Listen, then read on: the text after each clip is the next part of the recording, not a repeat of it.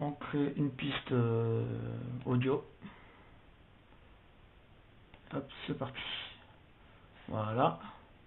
Donc après avoir fait ça, on va chercher notre morceau dans lequel on va récupérer le sample. Hop. Donc là, c'est celui-ci, Keeper on the Flame de Nina Simone. On le prend et on le met sur notre piste audio. Hop, donc on le met au début. On agrandit bien tout ça avec la petite flèche en bas. Là, on agrandit tout ça. Hop, pour y voir un peu plus clair. Et là, on va prendre le morceau qu'on veut. Donc, en l'occurrence, là, c'est le tout début, moi, qu'on va prendre là. On va prendre le tout début, ça, ce passage-là.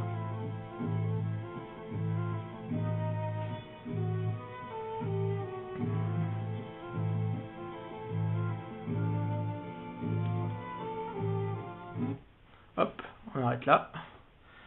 Donc, ce qu'on va faire, c'est qu'on va créer une boucle ici pour pouvoir récupérer exactement ce qu'il nous faut dans le morceau. On crée une boucle. Là, on prend un peu plus large. Là, on s'en fout. Hop. Alors, ce qu'il faut faire aussi, on va agrandir un petit peu plus. Donc, je vais prendre le début, on va le mettre bien au début. Là. Ça, on le ramène. On va raccourcir aussi à la fin. Ce sera mieux. Hop, on ramène ça au début. Voilà. Donc, on va réécouter.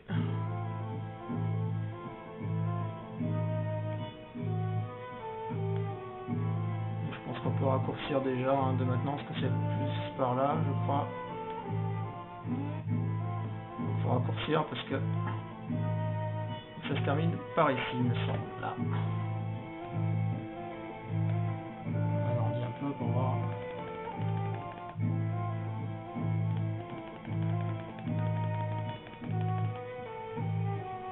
Là, je pense qu'on est pas mal. C'est pas mal. Donc, ce qu'on fait, c'est qu'on ramène la région au niveau de la boucle. Il faut bien agrandir au maximum pour être juste là et calé comme il faut. Voilà. Donc là, pour moi, c'est pas mal. On va arrêter ça. Hop. Donc, on enlève la boucle. Hop. On ramène tout ça au début. Et là, on va exporter la région là qu'on vient de couper. Cette région, on va l'exporter en fichier audio. Donc pour ça, il faut qu'elle soit sélectionnée en noir. Hop, vous cliquez dessus. Elle est sélectionnée. On va dans Fichier. Hop, et on fait et marche. On fait exporter région audio sous. Donc ce que je vais faire, c'est que on va marquer sample à la fin pour s'y repérer. Sample. Et on enregistre. Alors on va remettre la boucle, j'ai oublié de faire quelque chose, il faut compter le nombre de BPM en fait, à quelle vitesse va le morceau quoi. Donc pour ça il faut utiliser moi j'utilise l'application de l'iPhone.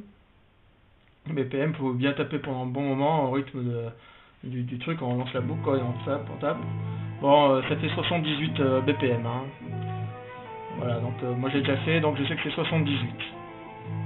Donc on garde tout ça, on ferme le projet. Enregistrer, non, pas forcément, ça sert à rien. Hop. Et maintenant, on va ouvrir Audacity. Hop. Bah, il est déjà ouvert, c'est bien. On en rouvre un nouveau, en fait. Et là, on va aller chercher le fichier de sample qu'on vient de découper, là. Donc, il est là. Hop. On l'ouvre. Et là, avec Audacity, en fait, on va changer le tempo. On va le mettre au tempo que l'on souhaite. Donc, il était à 78. Il faut bien se rappeler quel tempo il est à la base. Donc là, on va dans Edit. On fait Select All. Hop, tout est sélectionné. Maintenant, on va dans effet, changer le tempo, pas la vitesse, hein, c'est bien le tempo. Et donc là, il faut noter à quelle vitesse il était. Bon, moi, comme je l'ai déjà fait tout à l'heure pour essayer, c'est déjà marqué. Donc c'est 78, donc il faut le taper hein, s'il y a besoin. 78, et là, il faut changer celui-là. Donc moi, je vais le mettre à 87, quoi. Faut pas trop changer le tempo, parce qu'après, ça déforme un peu le sample. Donc 87, c'est bien. Hop, donc on fait OK. Là, ça va changer le tempo. Hop, on peut écouter pour voir. Hein. Voilà, il est plus rapide. Hop. Donc, ce qu'il faut faire maintenant, c'est exporter ce fichier en export en WAV, c'est mieux. Hop, celui-ci, il faut bien choisir celui-ci. Hop. Ce qu'il y a, il faut l'enregistrer sous le même nom, parce que si on s'amuse à taper quelque chose dans la case, ça utilise des raccourcis clavier et ça transforme les trucs sur le séquenceur là. Donc il faut le laisser tel quel, on y changera après si on veut. Donc sur le bureau, c'est mieux pour le retrouver. Et on sauve. Donc on remplace. Hop, et là on peut fermer notre fichier. Moi je sauvegarde pas, ça sert à rien, je suis sûr de ce que j'ai fait. Donc on prend notre fichier Audacity, l'autre on peut le foutre à la benne.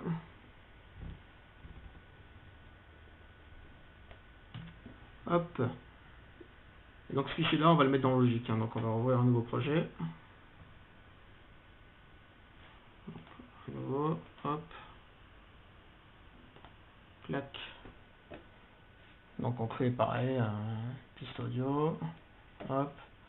On prend notre fichier Keeper. En fait, on n'est pas obligé de créer une piste, c'est juste que lui il en a besoin pour ouvrir le logiciel, mais en fait, si on met le truc ici, ça va ouvrir automatiquement une piste audio, quoi. Si on peut l'effacer. Et donc on prend notre petit sample. Clac. Ce qu'on va faire, c'est on va mettre la boucle pour travailler dessus. Toujours agrandir hein, pour être sûr que ce soit bien nickel dessus.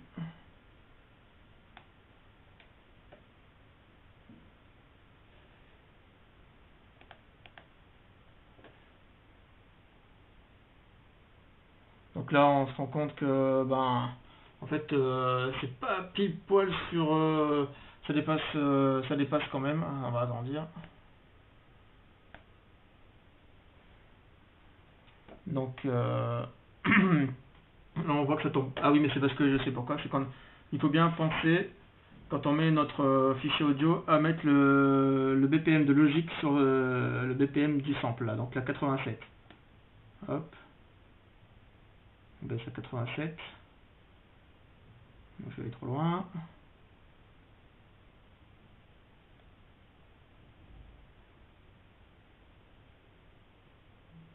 Hop. Et là, ça va aller mieux, voilà. Donc, normalement, ça doit tomber sur un locator. Un locator, c'est les traits qui correspondent aux mesures, en fait, à chaque fois, là, clac, clac. Donc là, on va se rendre compte que si on grossit un petit peu, c'est pas pile poil dessus, parce que bon, il est peut-être pas à 87 pile poil, hein. Parce qu'à la base, il était peut-être pas à 78 pile poil non plus, donc bon, ça c'est pas grave. Parce qu'on voit qu'il n'est pas dessus, là, il y a un espace. Donc ce qu'il faut faire, on va aller dans Audio ici. On fait ajuster la durée des locators, la durée des régions à la mesure la plus proche. Pas celui du dessus, bien celui-ci à la mesure la plus proche. Clic, et là, ça va la ramener à la mesure la plus proche, donc sur le 5, là, voilà. Et là, c'est bien calé, ça va être à 87 BPM, pile poil. Donc maintenant, on va pouvoir utiliser ce sample et mettre une rythmique dessus, quoi.